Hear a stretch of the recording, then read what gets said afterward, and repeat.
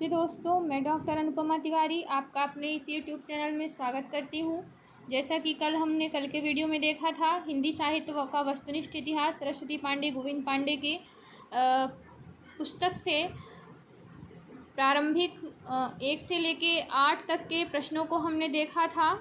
जैसा कि हम सभी जानते हैं कि हिंदी साहित्य से संबंधित जो भी परीक्षाएं हमारी होती हैं उनमें इस पुस्तक से लगभग 50-55% प्रश्न उठाए जाते हैं।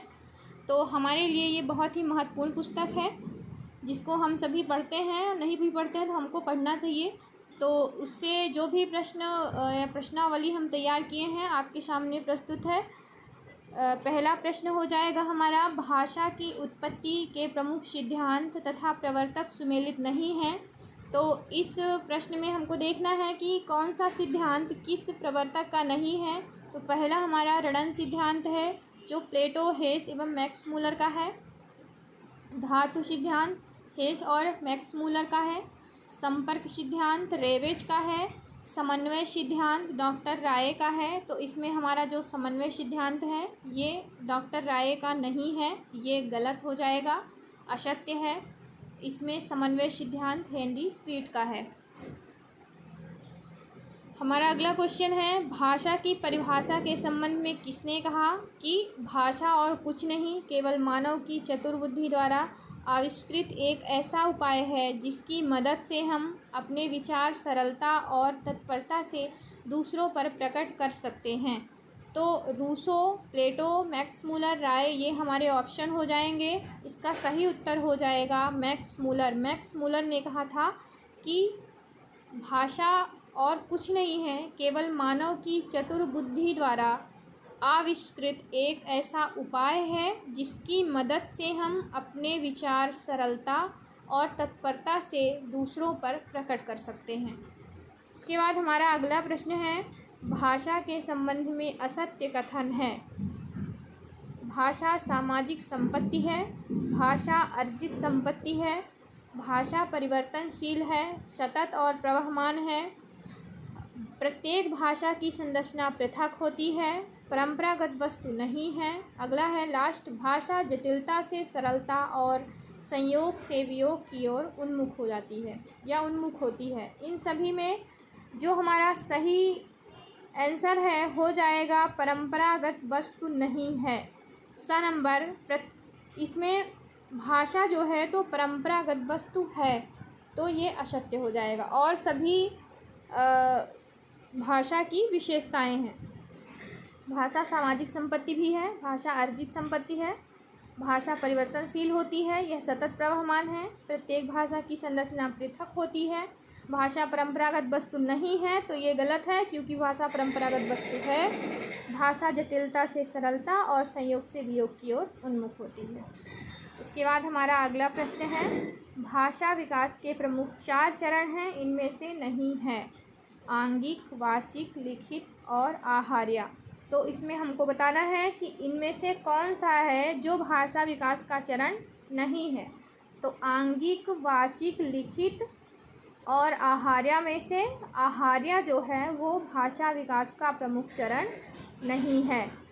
यांत्रिक, चौथा जो भाषा विकास के 4 चरण होते हैं जिनमें हमारा चौथा चरण जो होता है तो आंगिक, वाचिक, लिखित और यांत्रिक।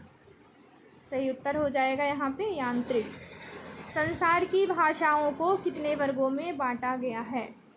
तो संसार की भाषाओं को 2 वर्गों में बांटा गया है, आकृतिमूलक वर्गीकरण और पारिवारिक वर्गीकरण।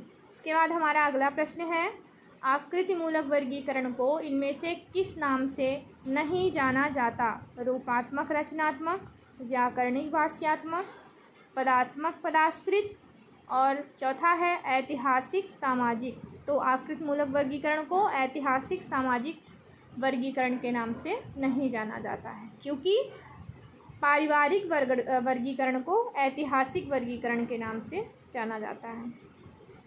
उत्तर हो जाएगा द नंबर।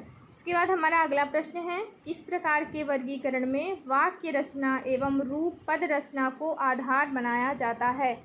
पदात्मक, संख्यात्मक, ऐतिहासिक या इनमें से कोई नहीं?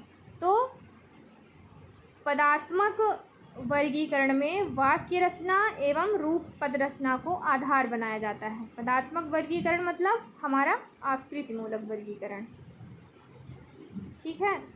उसके बाद 16 नंबर हमारा प्रश्न है अगला, विश्व की भाषाओं का आकृति मूलक वर्गीकरण सर्वप्रथम किसने किया? ट्रेगर, स्लेगल, ग्रियर्सन या हेस? तो विश्व की भाषाओं का आकृति मूलक वर्गीकरण सबसे पहले स्लेगल ने किया था। उसके बाद हमारा अगला प्रश्न है, योगात्मक अश्लिष्ट के अंतर्गत कौन सा भेद नहीं आता? दोस्तों हम इसमें देखेंगे कि जो हमारी आकृति मूलक वर्गीकरण था उसके भी वर्गीकरण किए गए, तो योगात्मक और एक अयोगात्मक। उसमें योगात्मक अश्लिष्ट के अंतर्गत कौन सा भेद हमारा नहीं आता है? पूर्व योगात्मक, उत्तर पूर्व योगात्मक, मध्य योगात्मक या अंत योगात्मक? तो उत्तर पूर्व योगात्मक जो है हमारा सही उत्तर हो जाएगा, क्योंकि उत्तर पूर्व योगात्मक अश्लिष्ट के अंतर्गत नहीं आता है। इसके बाद हमारा अगला प्रश्न है, योगात्मक श्लिष्ट में हिंदी को किसके अंतर्गत रखा गया है? अंतर्मुखी संयोगात्मक, अंतर्मुखी वियोगात्मक, बहिर्मुखी संयोगात्मक या बहिर्मुखी वियोगात्मक? तो योगात्मक श्लिष्ट में हिंदी को बहिर्मुखी वियोगात्मक के अंतर्गत रखा गया है। इसके बाद हमारा अगला प्रश्न है, पारिवारिक वर्गीकरण को किस नाम से नहीं जाना जाता? कुलात्मक, ऐतिहासिक, वंशात्मक या परंपरात्मक? तो हमारे पारिवारिक वर्गीकरण को परंपरात्मक वर्गीकरण के नाम से नहीं जाना जाता। हमारा सही उत्तर हो जाएगा ड नंबर। उसके बाद हमारा अगला प्रश्न है, पारिवारिक वर्गीकरण में किन तत्वों को आधार बनाया जाता है? रचना तत्व, अर्थ तत्व, रचना तत्व, संबंध तत्व, वाक्य रचना, पद रचना, रूप रचना, अर्थ रचना? तो पारिवारिक वर्गीकरण में रचना तत्व और अर्थ तत्व को आधार बनाया जाता है। सही उत्तर हो जाएगा आ नंबर, रचना तत्व, अर्थ तत्व। उसके बाद हमारा अगला प्रश्न हो जाएगा, विश्व की भाषा परिवारों की संख्या की दृष्टि से कितने भौगोलिक क्षेत्रों तथा भाषा परिवारों को प्रमुखता दी जाती है? तो हमारा सही उत्तर हो जाएगा 4 भौगोलिक क्षेत्रों और 18 भाषा परिवारों को प्रमुखता दी जाती है, जिनमें यूरेशिया, यूरोप एशिया, अफ्रीका भूखंड, प्रशांत महासागरीय भूखंड और हमारा अमेरिका भूखंड। 4 भौगोलिक क्षेत्र और इन्हीं के अंतर्गत चारों में 18 भाषा परिवार हमारे आते हैं। अब हम अगला प्रश्न हमारा है, यूरेशिया या यूरोप एशिया भौगोलिक क्षेत्र के अंतर्गत कितने भाषा परिवारों को रखा गया है? तो इसमें हमारे यूरोप एशिया के अंतर्गत 10 भाषा परिवारों को रखा गया है।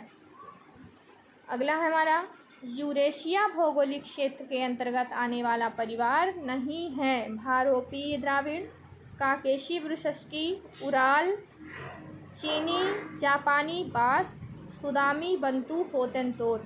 तो हमारा जो सुदामी, बंतु और होतेनतोत है, इसको यूरेशिया भौगोलिक क्षेत्र के अंतर्गत नहीं रखा गया है। यह हमारा अफ्रीका भूखंड के अंतर्गत आता है। अगला प्रश्न है हमारा, शामी हामी परिवार को किस भौगोलिक क्षेत्र के अंतर्गत रखा गया है? तो शामी हामी परिवार को यूरेशिया, अफ्रीका, प्रशांत महासागरीय, अमेरिका, इनमें से हमारा सही उत्तर हो जाएगा यूरेशिया भूखंड। अगला है, इंडो जर्मनिक आर्य परिवार भारत हित्ती परिवार को और किस नाम से जाना जाता है? तो इंडो जर्मनिक आर्य परिवार भारत हित्ती परिवार को अफ्रीका भूखंड, प्रशांत महासागरीय, यूरेशिया, अमेरिका, तो यूरेशिया भूखंड के नाम से जाना जाता है या यूरेशिया के नाम से जाना जाता है। अगला प्रश्न है हमारा, भारोपी परिवार को ध्वनि के आधार पर कितने भागों में बांटा गया? तो भारोपी परिवार को ध्वनि के आधार पर 2 भागों में बांटा गया, शतम और केतुम, जिसमें शतम को 4 और केतुम को 6 भागों में बांटा गया। इसके बाद हमारा अगला प्रश्न है, शतम और केतुम वर्गों को क्रमशः कितने भागों में बांटा गया? वही प्रश्न है हमारा, जिसमें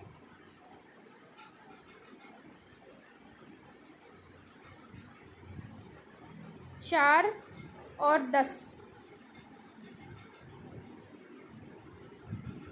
डॉक्टर ग्रियर्सन ने भारत ईरानी के कितने उपवर्गों का उल्लेख किया है? तो डॉक्टर ग्रियर्सन ने भारत ईरानी के 3 उपवर्गों का उल्लेख किया है। सही उत्तर हो जाएगा 3। शाहनामा किस महाकवि की रचना है? तो शाहनामा औरंगजेब, फिरदौसी, अकबर, मोहम्मद मसरूफ़, तो किसने लिखी थी? फिरदौसी ने लिखी थी। अगला लास्ट हमारा हो जाएगा, दरस शब्द का शाब्दिक अर्थ क्या होता है? दरस शब्द का अर्थ क्या है? पहाड़, दर्रा, दरी, पर्वत।